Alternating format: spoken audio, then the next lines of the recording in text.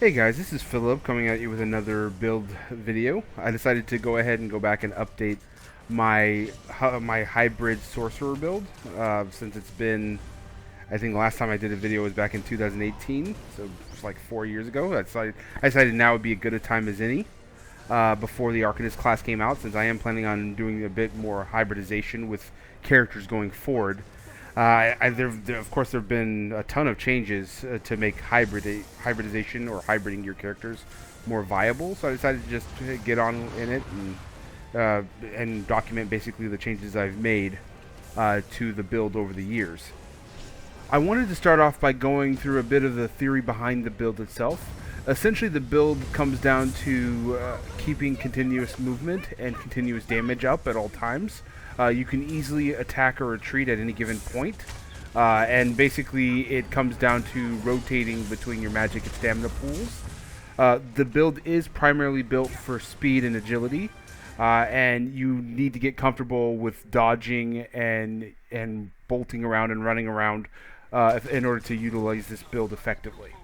The set breakdown for this build is going to be 1-piece Molokina, or any set that grants a 1-piece offensive damage on head. 5-piece Plague Break on the body, not including the shoulders. 1-piece Torque of Total Consistency, primarily for your recovery. And 5-piece Rattle Cage, 1 piece being on the shoulder, and four pieces for your weapon and rings. This essentially means that you will have 6 pieces of medium armor and 1 piece of heavy due to the Rattle Cage. Your attribute points will be evenly split between magic and stamina, with health getting exactly 2 points and the other 61 points being split between the magic and stamina side. To make up for it, you'll have full health on body in terms of enchantment, and you'll have a multi-recovery on your neck to complement the bonus set for the Torque of Tonal Consistency, and offensive damage on the rings. You'll have full divines in terms of the trait on all of your body gear, and that is to increase the effectiveness of the Mundus that you choose. And like I said, you'll have infused on jewelry on all 3 pieces of the jewelry to increase each enchantment's effectiveness. You'll have Nirnhoned and Oblivion damage on the lightning staff. That'll basically give you about a near 5k pop of unavoidable damage. And you'll have infused and offensive damage on the bow, and the damage enchantment carries over when you're during your rotation process.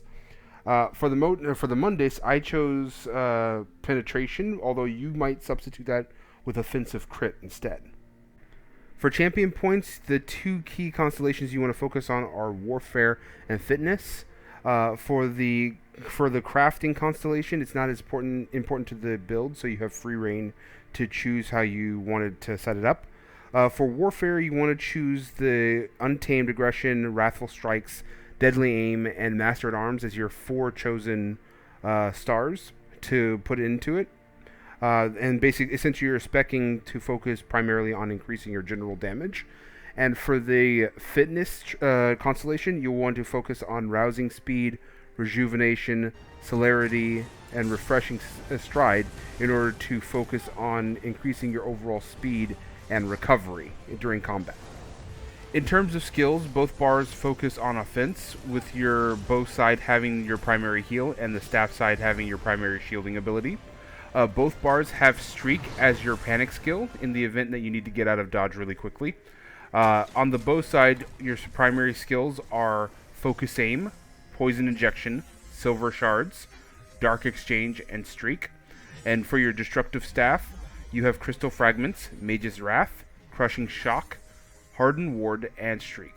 With the ultimate on both sides being Power Overload, so when you're rotating, you can still fire or cast it as it's going. Now, one of the key combinations you might look for on the bow side is Focus Aim, Silver Shards as your opening, with Poison Injection done quickly afterward, at which point you would then switch to your Destructive Staff, hit the enemy with Mage's Wrath, and then Crushing Shock. Now, usually if it's a standard enemy, they usually get blown up with that combo very quickly, so that's usually a very effective, very powerful way of dealing with individual enemies that aren't elites or bosses. For foods and potions, you want to pick items that prioritize magic and stamina recovery specifically, such as the Honey Lass tea.